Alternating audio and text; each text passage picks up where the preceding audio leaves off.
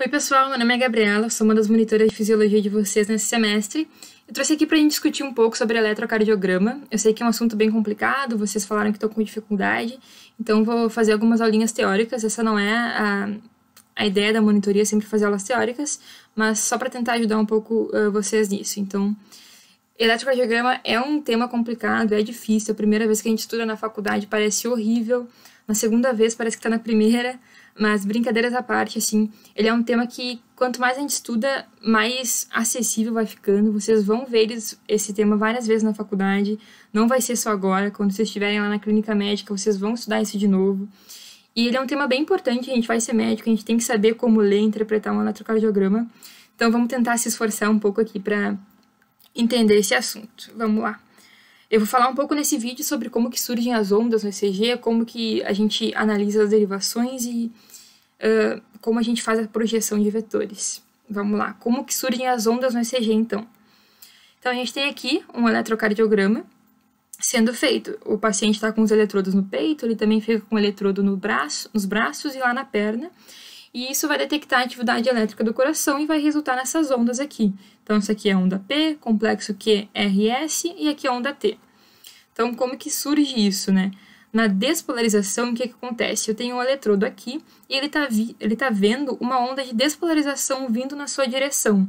Quando o eletrodo vê uma onda de despolarização vindo na sua direção, ele vai registrar no ECG uma onda positiva, uma deflexão positiva.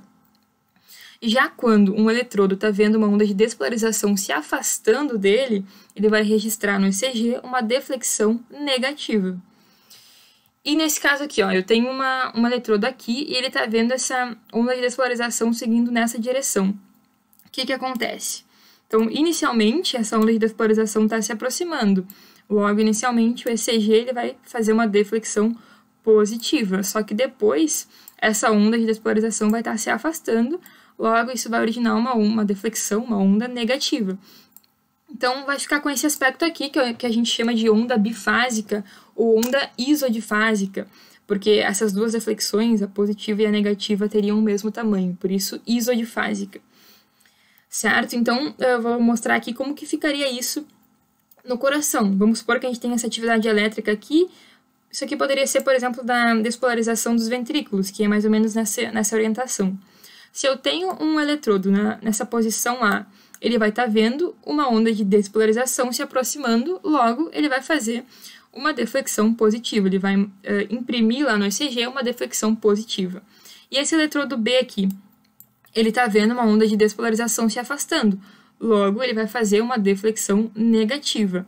Já esse eletrodo C, ele está mais ou menos perpendicular, né? Tem um ângulo de 90 graus aqui, está mais ou menos perpendicular a esse vetor. Logo, inicialmente, o vetor está se aproximando, ele faz uma deflexão positiva, só que depois o vetor vai estar se afastando, logo ele faz uma deflexão negativa. Isso aqui vai originar aquela onda isodifásica ou bifásica que eu comentei com vocês. Então, isso é importante para a gente perceber que, na verdade, existem várias maneiras de a gente olhar o coração. O coração é um órgão tridimensional, então, dependendo de onde eu estou, de qual ângulo eu estou vendo, eu vou ver coisas diferentes, eu vou ver uma atividade elétrica diferente, como nesse exemplo aqui de 3 pessoas olhando um elefante, cada pessoa está vendo uma coisa diferente, mas nenhuma dessas pessoas está errada, todas são versões verdadeiras de cada lado desse elefante. Seguindo, então, eu falei para vocês como que forma a onda na despolarização, e agora eu vou falar como que forma a onda na repolarização. Então, na repolarização é basicamente tudo o contrário da despolarização. Por exemplo, aqui, ó, eu tenho um eletrodo que está vendo uma onda de repolarização se aproximando. Então, ele vai fazer uma deflexão negativa. Já aqui, eu tenho um eletrodo que está vendo uma onda de repolarização se afastando. Logo, ele vai fazer uma onda de deflexão positiva. E esse aqui, ó, ele está a 90 graus, está perpendicular. Então, inicialmente, a onda de repolarização está se aproximando. Logo, vai dar uma deflexão negativa. Só que depois, essa onda de repolarização vai estar se afastando. Logo, ele vai fazer uma onda de deflexão positiva, certo? Espero que vocês tenham conseguido entender isso de como que surgem essas ondas, e agora eu quero falar um pouco mais sobre as derivações do ECG. Então, como eu comentei, as derivações elas são maneiras ou ângulos de ver o coração, que nem tinha naquela imagem do elefante. E um ECG padrão ele tem 12 derivações, como esse exemplo aqui, ó. As derivações são D1, D2, D3, AVR, AVL, AVF, V1, V2, V3, V4, V5 e V6. Todo ECG que vocês pedirem vai ter, de forma padrão, essas 12 derivações. E como que surgem essas derivações? Elas vão surgir a partir desses eletrodos que a gente coloca no paciente. Tem um eletrodo no braço direito, um eletrodo no braço esquerdo e um eletrodo lá na perna esquerda. Esses aqui vão dar as derivações que a gente chama de derivações dos membros ou derivações do plano frontal. E depois ainda tem mais 6 eletrodos que a gente coloca aqui no tórax do paciente, que vão dar as derivações pré-cordiais ou derivações do plano horizontal. Então agora eu vou falar um pouco mais sobre essas derivações. Então aqui só trazendo para vocês, né, são 12 derivações. Dos membros são 6, que a gente divide em 3 derivações bipolares, que é D1, D2 e D3, e mais 3 derivações unipolares, que é a AVL, AVR e AVF, e depois as derivações pré-cordiais, que são 6. V1, V2, V3, V4, V5 e V6. Vamos ver cada uma com calma. Então, derivações bipolares. Essas derivações bipolares a gente faz colocando, então, um eletrodo no braço direito, um eletrodo no braço esquerdo e um eletrodo lá na perna esquerda do paciente. Na derivação 1, a que a gente chama de D1, a gente vai medir a diferença de potencial entre o braço direito e o braço esquerdo do paciente. Na derivação 2, a gente vai medir a diferença de potencial entre o braço direito e a perna esquerda do paciente. E na derivação 3, a gente mede a diferença de potencial entre o braço esquerdo e a perna esquerda do paciente. Tá, mas o que significa isso, né? Então, isso aqui é o que a gente chama de triângulo de Einthoven, porque Einthoven foi quem criou todo esse negócio. Então, aqui, ó, D1, derivação 1. Na derivação 1, a gente sempre tem um eletrodo positivo e negativo, né? E na derivação 1, a gente sempre vai colocar o eletrodo positivo no braço esquerdo e o eletrodo negativo no braço direito do paciente. Sempre vai ser assim.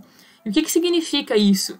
Onde está o eletrodo positivo é sempre da onde eu estou observando. Então, a gente pode imaginar que tem aqui uma pessoa observando o coração nessa direção. Então, a pessoa vai estar observando aqui do braço esquerdo para o braço direito a atividade elétrica que vai estar ocorrendo no coração. Então, é isso que significa o positivo aqui. Na derivação D2, por exemplo, eu sempre vou colocar o meu eletrodo negativo no braço direito e o meu positivo na perna esquerda. Então, isso significa que o meu observador vai estar aqui embaixo, olhando o coração nessa direção, olhando a atividade elétrica do coração nessa direção.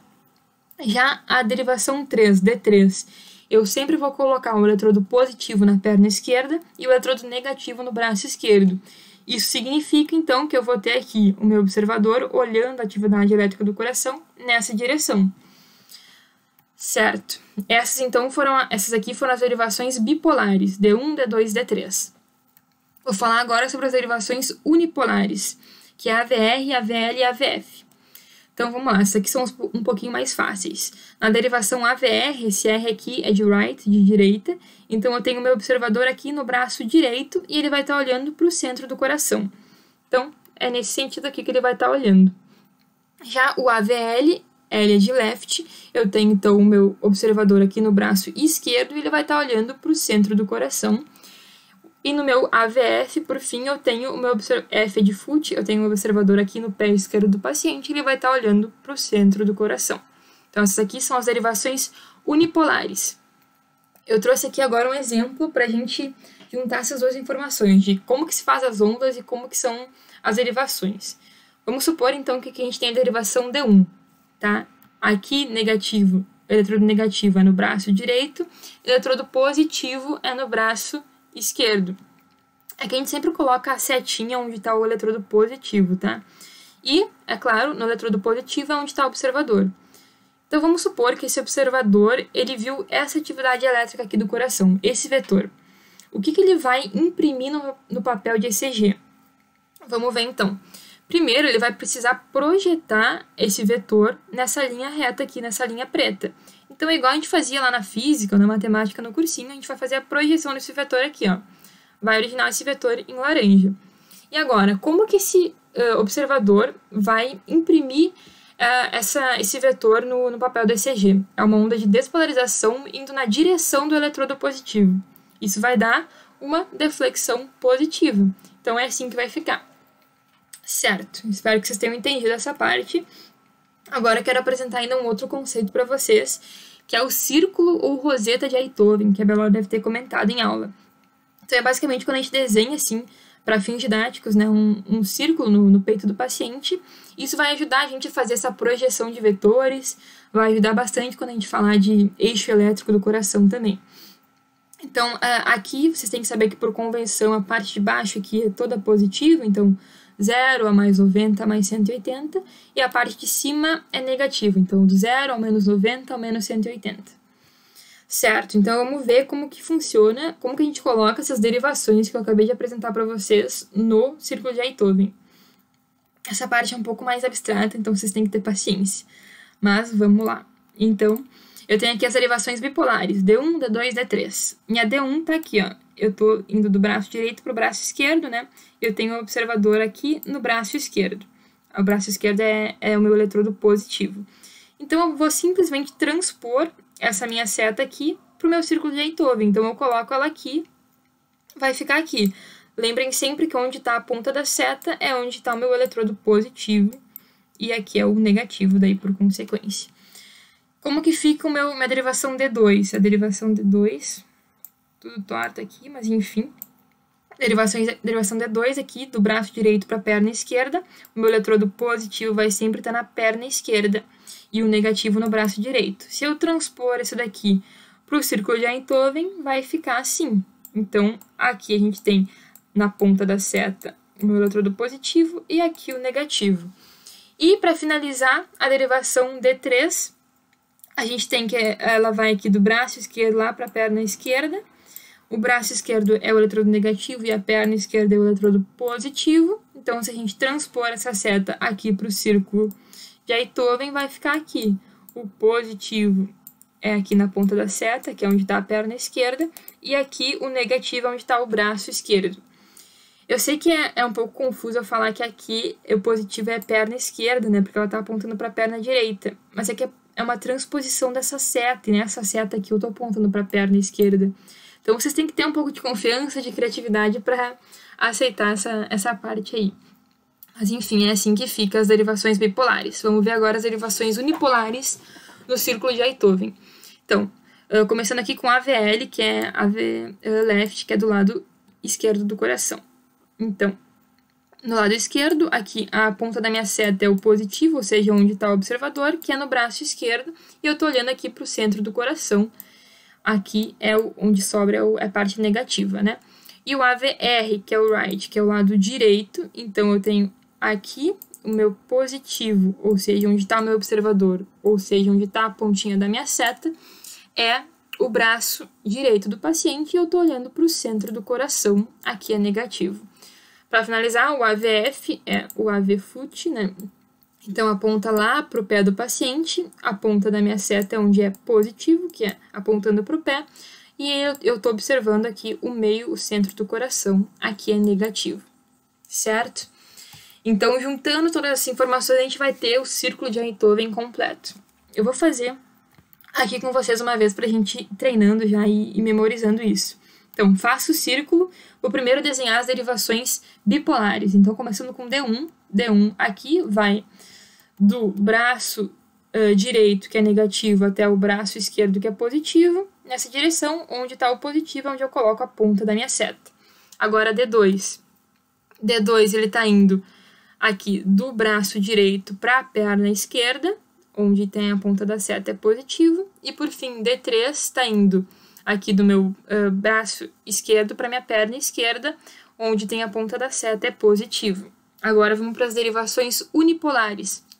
Começando com AVF, que é a que aponta lá para o pé. Então, AVF e AV foot. Aqui o positivo é o pé, porque meu observador tá lá no pé, e o resto aqui é negativo. O meu AVR, que é da direita, AV right, o positivo aqui é no braço direito, onde está o observador, e esse aqui é o negativo. E para finalizar, o AVL, que é o da esquerda, AV left, o positivo aqui é o braço esquerdo, que é onde está o observador, e o negativo é esse aqui que sobrou. E aqui a gente ainda pode adicionar os graus que eu tinha comentado, né? Então, aqui vai de 0, mais 30, mais 60, mais 90, mais 120, mais 150, mais 180. E aqui em cima daí é tudo negativo, no caso. Então, isso aqui vocês têm que decorar, vocês vão precisar saber fazer. Eu recomendo que vocês tentem pausar o vídeo, tentem pegar um papel, uma caneta e desenhar isso e ir treinando. No início é bem chato, assim, mas vocês vão decorando aos poucos. E para a prova vocês vão saber tranquilo fazer essa roseta. Então, eu peguei aqui um dos exercícios que a Belo tinha mandado para vocês fazerem, aquele questionário 1, que ela pediu para vocês verem como que ficaria a polaridade da projeção dos seguintes vetores nas 6 derivações do plano frontal. Então, peguei aqui a letra A para a gente fazer junto. O vetor é menos 30. Então, vamos lá. Onde que fica um vetor a menos 30 graus? Fica aqui, né? No menos 30, no AVL. Vamos agora fazer a projeção desse vetor para as diferentes derivações. Vou selecionar a caneta aqui, então vamos começar com D1. Como que fica esse vetor se eu projetar ele para D1? D1 está aqui embaixo, então vou projetar. Quando eu projeto em D1, vai cair aqui, do lado positivo de D1. Lembrem que onde tem a ponta da setinha é o lado positivo, onde eu tenho meu eletrodo positivo, né? Aí algumas pessoas poderiam se perguntar, por exemplo, por que eu não projetei para esse lado de D1? Porque toda essa linha aqui é D1. Por que eu não fiz, por exemplo, essa volta e projetei aqui? Porque daí ficaria negativo. Então, a resposta é porque a gente sempre vai pegar o menor trajeto possível para fazer a projeção. Então, esse vetor é muito mais curto, o trajeto, se eu projetar ele aqui, né, no lado positivo, do que se eu der toda essa volta. Então, essa seria o porquê. Então, fechou aqui, né, a polaridade em D1 ficou positiva. Vamos ver agora a polaridade em D2. D2 está aqui, ó, essa linha aqui é D2. Se a gente for analisar, D2 na verdade está formando um ângulo reto, né, com o vetor. Então, se eu colocar, por exemplo, um observador aqui em D2, ele vai estar vendo inicialmente a onda de despolarização se aproximando, e isso faz com que ele registre uma deflexão positiva, só que depois essa onda de despolarização vai estar se afastando. Isso vai fazer com que ele registre uma deflexão negativa, e isso vai dar aquela onda isodifásica que a gente tinha visto. Então, a polaridade em D2 é isodifásica. E daí vamos ver agora então como fica a polaridade em D3. D3 está aqui, né? Então, se eu for projetar esse vetor em D3, o caminho mais curto é eu projetar ele aqui em cima, né? E aqui é o lado negativo de D3. Então, polaridade em D3 é negativa. Vamos ver agora o AVR. AVR está aqui. Se eu projetar em AVR, o caminho mais curto é eu projetar aqui embaixo, né? Aqui, ó. Então, aqui é o lado negativo de AVR, logo a polaridade em AVR é negativa. Vamos partir agora para o AVL. AVL, na verdade, é onde o vetor está em cima, né? Então, é fácil a gente ver que está para o lado positivo de AVL. E para finalizar aqui, o AVF. AVF é esse aqui, ó, esse aqui embaixo. Então, para eu projetar, é mais curto o trajeto se eu projetar ele aqui, certo? Aqui em cima. Que vai ficar do lado negativo do AVF, ou seja, polaridade em AVF negativa, tá? Então, espero que com esse exercício tenha ficado um pouco mais clara essa projeção de vetores. Para finalizar, que ainda não acabou, a gente falou sobre as derivações dos membros, né? Aqui do braço direito, do braço esquerdo e da perna. Só que faltou essas aqui, ó, das derivações que ficam no tórax, que são chamadas derivações pré-cordiais ou derivações do plano frontal. Desculpa, do plano horizontal. Então, aqui a gente tem V1, V2, V3, V4, V5 e V6. Essas são as 6 derivações desse plano horizontal. Então, eu tenho uma visão diferente do coração, né? De vários ângulos, assim, consigo ver a parede anterior, parede posterior e lateral do coração melhor através dessas derivações. Felizmente, para a fisiologia, a gente não tem que se importar tanto com essas derivações precordiais, acaba não tendo tanto exercício assim envolvendo elas, mas vocês têm que saber que elas existem. Então é isso, essa foi a primeira parte que eu queria falar para vocês sobre ECG. Depois ainda acho que vou fazer um segundo vídeo falando um pouco sobre eixo elétrico. Mas é isso, qualquer dúvida que vocês tenham, qualquer ajuda que vocês precisem, podem contatar qualquer um dos monitores e espero que a gente possa ajudar vocês. Tchau!